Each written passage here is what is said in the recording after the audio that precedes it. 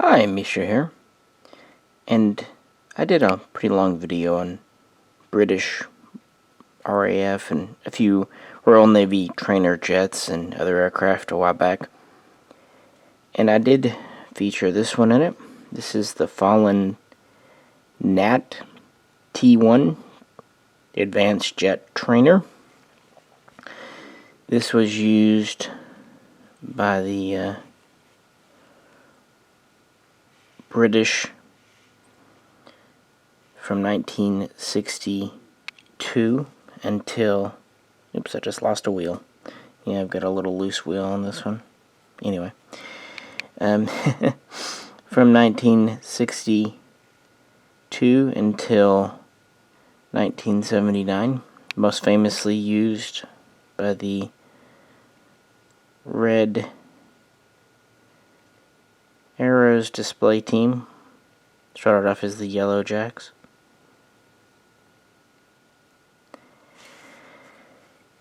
And that's the two-seat trainer with the relatively large-ish wing.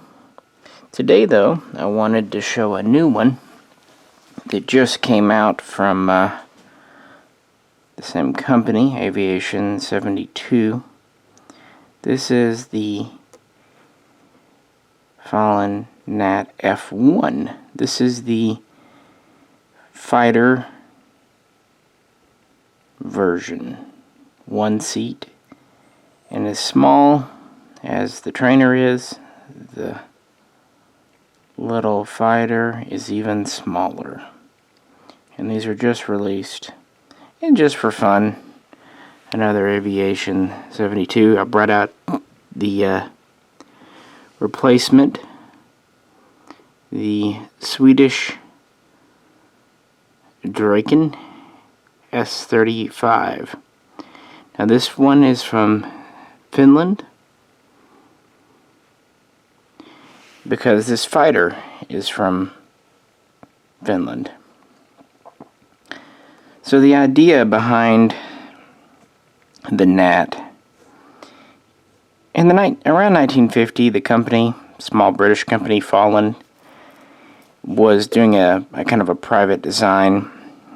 Many engineers there felt that modern jets were getting too large, too expensive, and they feared if there was another war like the Second World War that modern jets couldn't be mass-produced effectively, that a simple but still effective jet would be needed.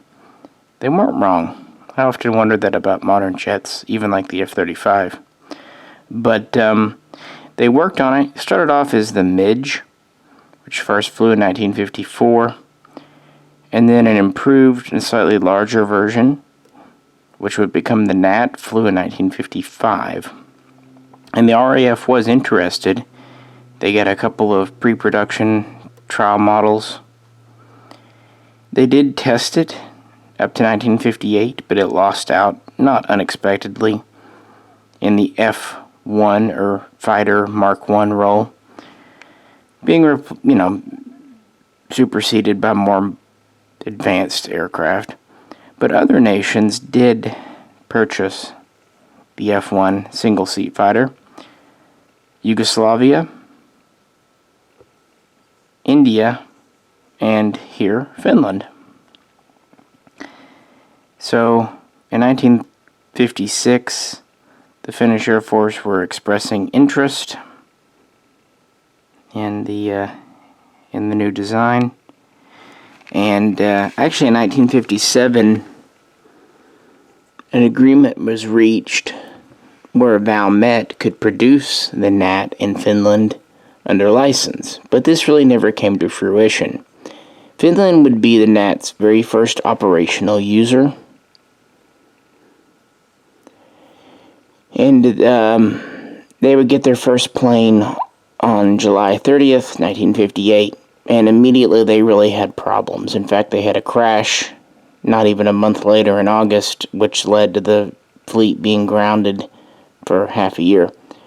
They would purchase 13, great lucky number, 11 F.1 fighters and 2 reconnaissance versions. basically what they discovered was the Gnat was maneuverable and responsive, a good handling little plane.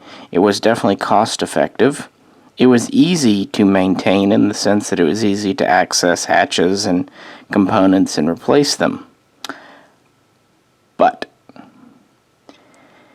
it wasn't suited to Finland's climate, especially in the winter, and it wasn't suited to Finland's conscript nature. Even though it was a relatively simple aircraft, it was still a modern jet.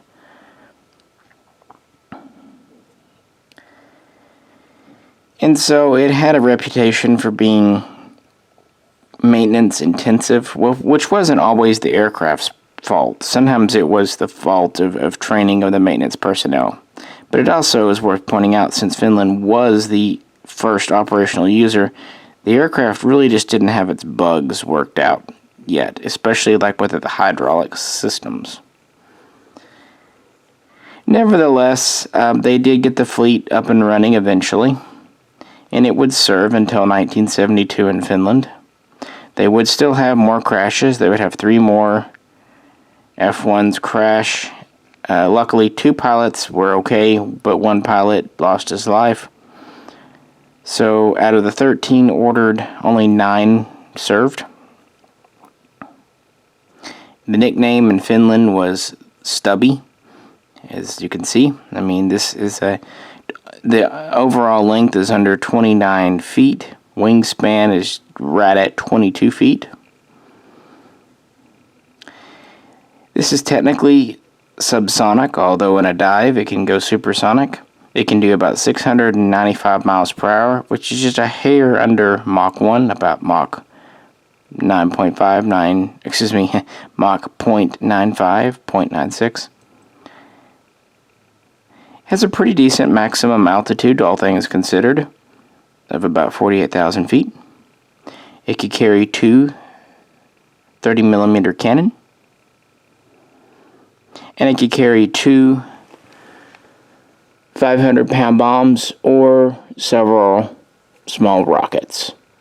It was designed to be a daytime fighter or daytime ground attack aircraft. This was not an all-weather, this was not a night-capable version, because Folland was designing something that was supposed to be economical, easy to transport.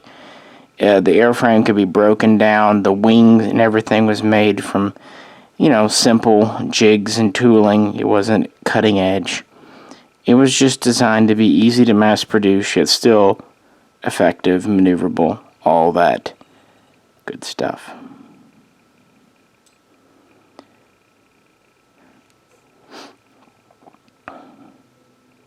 So yeah, these would serve in Finland for a little over a decade, but always had a bit of a marred reputation from the early couple of years.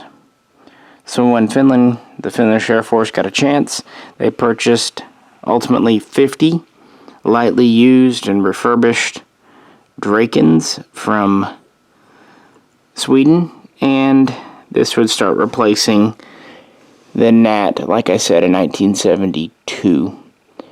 The T-1 would soldier on as a trainer and aerobatics plane for a bit longer in Britain, being replaced at the end of the 70s, 1979, give or take. But it's still pretty iconic for the red arrows, and it's a really neat plane. Aviation72 is one of those mixed bag manufacturers. They're less expensive than Corgi or Hobbymaster. On the positive, their planes are very metal, like very, very little plastics used. Even a lot of the tubes are metal.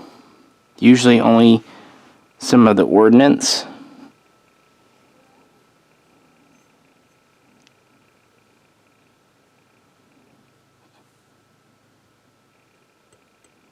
Are plastic, but the wings, the body, the wheels typically rotate, hence why I lost one over there. I need to put it back on. but they're pretty static. They usually just come with wheels down, at least on their cheaper models. They do have some that come wheels up or down, and some that have optional ordnance. For example, the Aiken over here, you can install or remove all the stuff underneath it. But even it has fixed wheels. Also, their cockpits can be pretty crude. Just, sometimes just a seat or just a bobblehead in there. But on the other hand, heavy-duty metal, the paint's pretty good, the panel lines are pretty good. They're basically kind of a continuation of Whitty, if you're familiar with Whitty. And again, they have a few different levels. This is kind of their basic. They're more fancy planes like their Gnat or their Vixen. And the smaller ones have these plastic stands, which are fine for what they are. But their bigger planes, like the Viggen, they have a metal stand, which is very reminiscent of like JC wings. But yeah, this just came out this week, This is April 9th, I'm recording this. And this model came from Aiken's. They have 3 F1s right now. They've got the Finnish one here. They've got an Indian one, which would be a good one to get because India actually fielded the F1 the most in combat. They actually used them against Pakistan in their own little wars. And they flew against the F-86 Sabre and actually proved pretty dang effective against the Sabre. It is a more modern jet though, so it's to be expected. And they have an RAF version, which, since the RAF never fielded the F1, I would assume it's one of the trials or prototypes that they tried out in 1958. And later in the year, they're coming out with the Yugoslavian version. That might be kind of neat, a little different. But I don't know if they've done an F1 before. And as you see, it's still a Gnat. It's still very clearly the same aircraft. But it is a different model. The wing is different. This has the vortex generators on the tips. Fuel tanks, of course. The nose is different. 2 seats. And this is a tiny, tiny little plane. But that's kind of part of its charm. I mean, it's aptly named the Gnat. And as small as it is, it's a heavy little model. But yeah, I've been waiting on these for a while, and I was kind of surprised the order came in during the whole Corona thing. They also shipped a new version of the Aiken and Viggen, which I picked up, and a couple more Gazelle helicopters, but I've already got a couple of Gazelles, so didn't really need another one of those. Wouldn't mind getting another Gripen one day, but kind of waiting for the right one. But yeah, just a quick little video on a otherwise not really well-known plane, and I have this soft spot for Finnish firearms and aircraft anyway. It's kind of a shame, but I understand why, that Valmet never made one in Finland. The only place to manufacture the Gnat outside of the UK was India. And all told, they would make right at 450 Gnats, so not a small production run, all things considered. Alrighty, folks, with that said, I'll let you go. Any questions or comments? Please feel free to post them below. And if you like the Swedish airplanes, I've got a video on those as well. Thank you very much. This is Misha. Catch you very soon next time.